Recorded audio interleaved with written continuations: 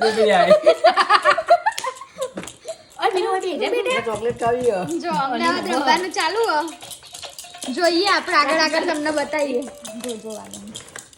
આગળ તમને બતાવીએ કોણ જીતે ને કોણ હારે હવે બોલવું હું જીતે હું જીતવાનો બકાય હું